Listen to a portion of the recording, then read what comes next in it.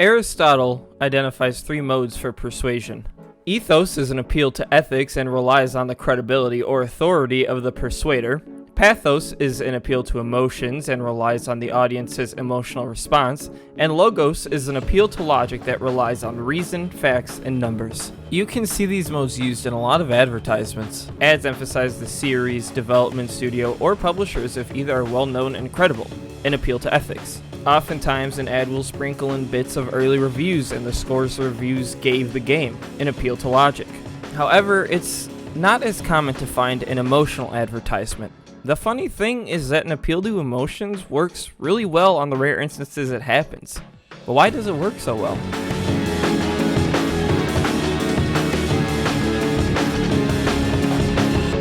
Let's take it back to E3 2015 during the EA conference when Unravel was introduced. Martin Celin, creative director of the game, came out on stage and for just a few minutes he talked about the game. Throughout the speech, it was obvious he was nervous. He would twitch and laugh here and there.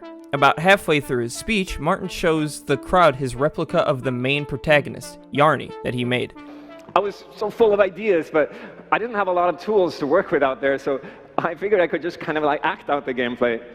And that's how Yarny came to be. And I actually brought him with me. Hi!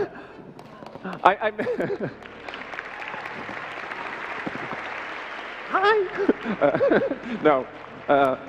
I created this little doll with some old metal wire that I found and some yarn that I managed to borrow, and then I just I wandered around in the woods. I was putting yarn in different situations and snapping pictures and figuring out fun ways that you could use your yarn.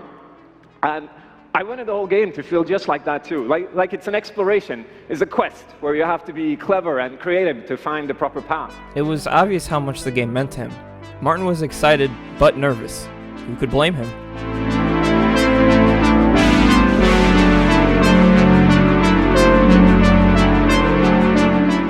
For something more recent, we're going to visit Bethesda's 2019 E3 conference when Ghostwire Tokyo was shown off. Ikumi Nakamura, creative director, was introduced on stage.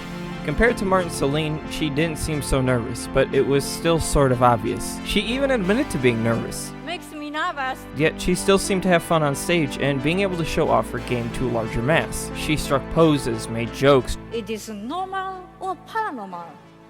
I ask myself this question every time I go to the office. Changed inflections a few times. Some are dangerous, some are peaceful. And most importantly, she put herself out there even more by speaking a language she wasn't familiar with in an attempt to connect with the audience. I'll do my best to speak in English. It was really easy to smile and have fun with her. Even after E3, she continued to show appreciation towards the fans and the time she had on stage.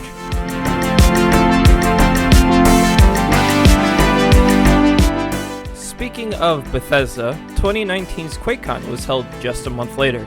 During the convention, directors Hugo Martin and Marty Stratton sat on stage while Hugo played a demo of Doom Eternal. These two have been on stages multiple times, so they aren't as nervous as Ikumi or Martin, but the feeling was still different. Despite both of them being experienced on stage, none of it felt artificial or disingenuous. Throughout the playthrough, they talked to the audience rather than talking broadly about the game. So I play on an inverted controller. Wow. Wow, man, look at that. Okay. That's more support than I expected. Where are my GoldenEye people? Because that's how GoldenEye came and it was set up. Right. They show off and explain what they're most proud of. His area of denial, dude, you cannot get close to the Mancubus. It's one of my favorite things. Talk through their thought process with some choices. Go ahead. The weapon wheel, that's a perfect example. Like, so I'm good to go. So why is the weapon wheel colored? Why do we have so much color?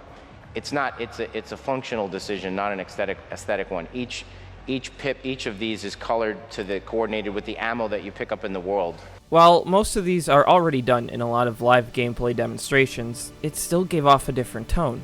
To me, this presentation felt more as if the viewer was in a friend's room watching the game as they explain it. It was casual and laid back. I don't think it was just one reason that made the presentation feel like that. It was more of a combination of everything. We have a ridiculous premise, but with sincere execution. So what? Developers get nervous presenting in front of a crowd of thousands of people and many more watching from behind screens. That's a pretty appropriate reaction, right? Absolutely. That's why it works so well as a way to persuade the person watching. Someone like Phil Spencer can go on stage and give a fine presentation because he's done it so many times before. He's a business executive who is used to the spotlight and talking to large groups of people. In fact, a lot of E3s and large expos are dominated with speakers like that. Some people would describe them as drones, reading off a script and not showing more than 1 or 2 emotions. This isn't necessarily bad, but there's no emotional appeal. It's bland and common. When someone like Martin or Ikumi comes on stage, they're showing a range of emotions. It's hard to tell if they're reading off of a script or just telling the audience about the game as they would a friend. There's genuine care presented by all of the examples given. These are the people spearheading and talking about something they are putting their heart and soul into. This doesn't just apply to game developers or presentations either. It just so happens I'm more invested in video games than any other medium. Every single person is capable of an appeal to ethics, emotions, and logic. Being able to see passion in someone or something has no limitations. Spider-Man Into the Spider-Verse is among my favorite movies. I've been a fan of animation about as long as I've been a fan of Spider-Man thanks to Sam Raimi. It was almost impossible for me to not like the movie, but this was different. I don't think I fell harder for a movie quite like Spider-Verse.